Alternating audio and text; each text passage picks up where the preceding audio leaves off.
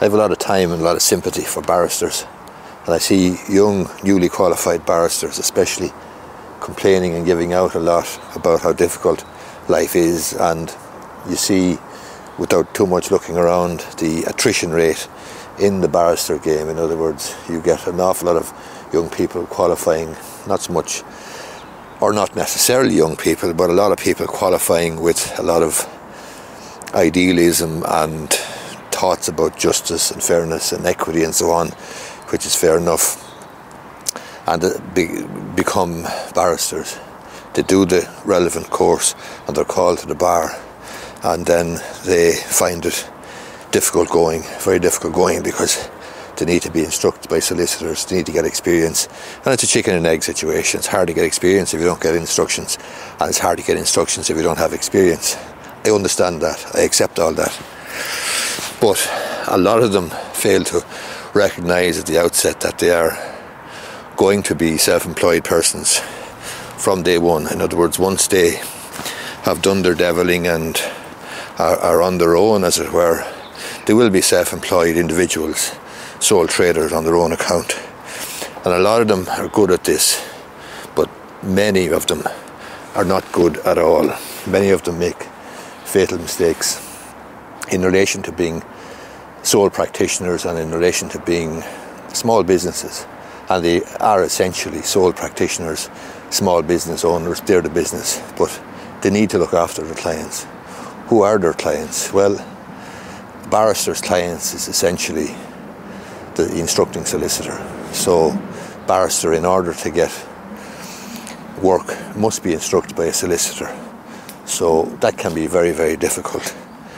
And you need to, if you're a young barrister, build a good relationship with solicitors and give a good service and be professional in what you do and good at what you do and so on. And it is possible. But one mistake I see many of them making, especially when it comes to being self-employed, is failing to recognise the basic commercial realities. And this is a mistake not just that barristers make, but that other small sole traders might make as well from time to time when they're starting out in business, and who don't have a sort of a penchant or a natural inclination and talent for being self-employed and a talent for acquiring clients. And by that I mean a recent incident in my situation. I had something in the district court, it needed to be taken care of. I had a barrister organised to do it. She was unable to do it, and she organised to get a colleague of hers to do it, and the colleague did it all right, and the colleague sent me an email telling me where he practiced and what areas of law he practiced in and what areas he covered, what district courts he covered, what geographical area, which was grand.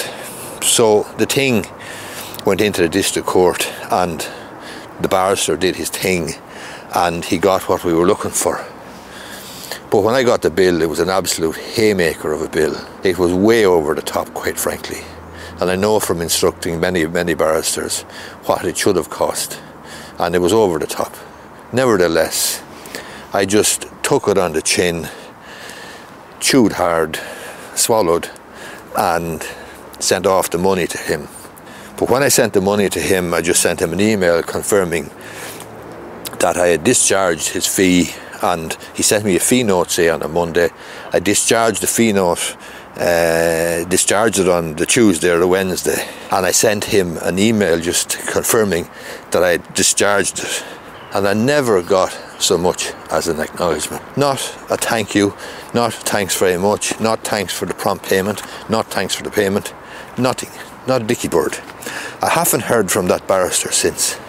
And this was a good, handy fee, a haymaker of a fee. In my view, it was an excessive fee.